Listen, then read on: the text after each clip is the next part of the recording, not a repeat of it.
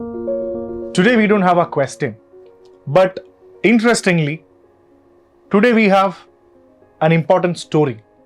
I thought I'll tell you a story about an incident which I have seen among the UPSC aspirants, and it's not a story of one person.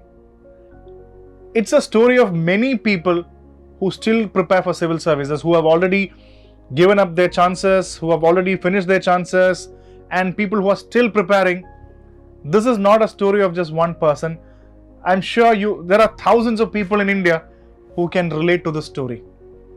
This is a story of a person who was very intelligent, was too good at civil service preparation, and he was really good.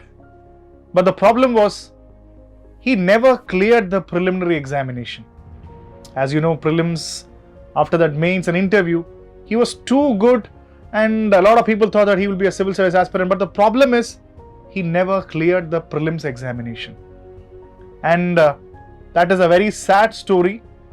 So with this, I'll tell you a small incidents and how that really happened, and let's find out that story in this. It was during the preparation time. This person was absolutely brilliant.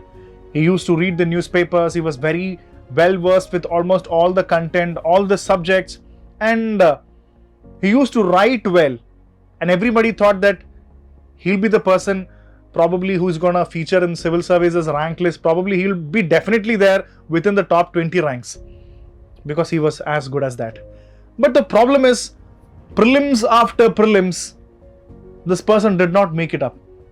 And even the people around them were very curious because they were very astonished to see that why is he not clearing. But I have talked to that person.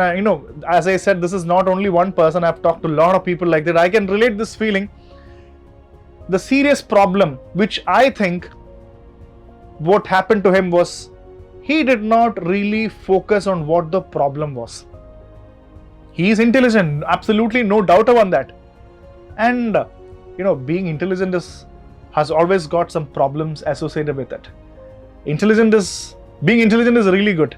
But what was the problem that was blocking him away from the success? He never thought that question.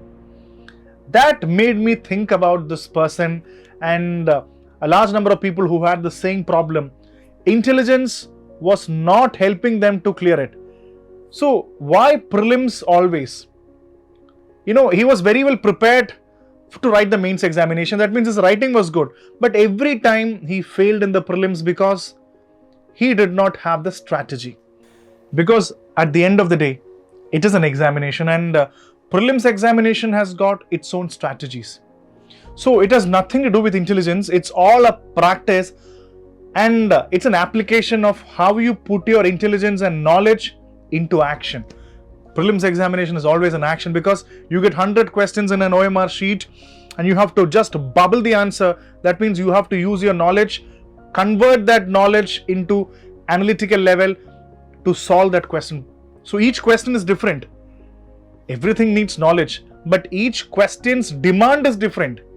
Sometimes it can be an analytical stuff, and sometimes it really goes deep into your memory to find out the right piece of knowledge. So each and every question is a challenge in itself.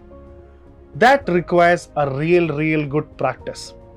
So why I told you the story is, as I said before, this is not a story of one person. This is a story of so many people. They do well, they study well, their information, their content, their knowledge is super good. But some or the other way, their practice is a big problem. They fail to practice. So a person who has failed in one prelim, second prelims, third prelims, fourth prelims, I am seriously wondering, why are they not focusing on the practice? And I even asked few people who has the same problem, how many question papers did you solve? How many test series, how many multiple choice questions do you solve daily? And the answer that I got was very astonishing. They hardly solved few question papers. Then what is the purpose of the knowledge? What is the purpose of the knowledge? Knowledge is something that you have to take and apply. If you don't know to apply, how are you going to use it?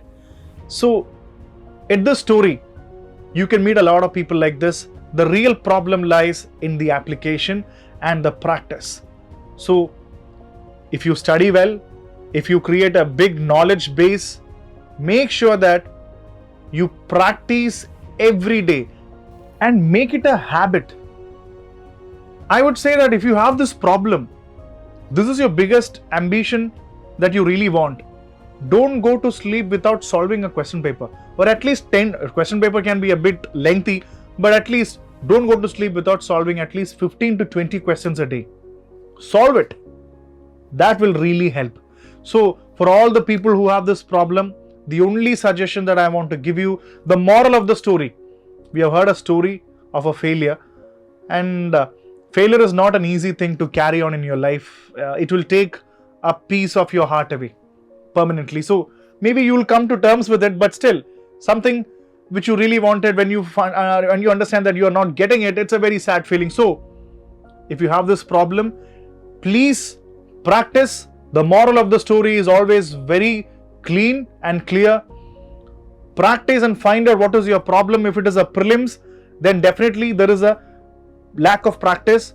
Make sure you practice a lot of questions so that you have that applicability where you can use your knowledge into reality. There is one more aspect that everybody should follow. Don't run away from the hardships. I have seen this among aspirants that you know that your biggest problem is practice, and you don't like solving MCQ questions because you're not good at it. And every time you try it, it's going to give you a very bad result. So what normal people do is they run away. They make sure that they run away, don't solve questions, and they believe in a miracle to happen in the prelims examination day, that yeah, it's a miracle, and luckily with my knowledge I'm through the prelims examination, which is not happening in most of the times. That is why I said don't run away from the hard reality. If you have a problem, try to work on it, continuously work on it, and don't bother about the results. Work on it until you are a good expert in that, because that is the way how you refine yourself. So an important tip to all the people: don't run away from the hardships and the realities. Face it with courage. You'll be successful.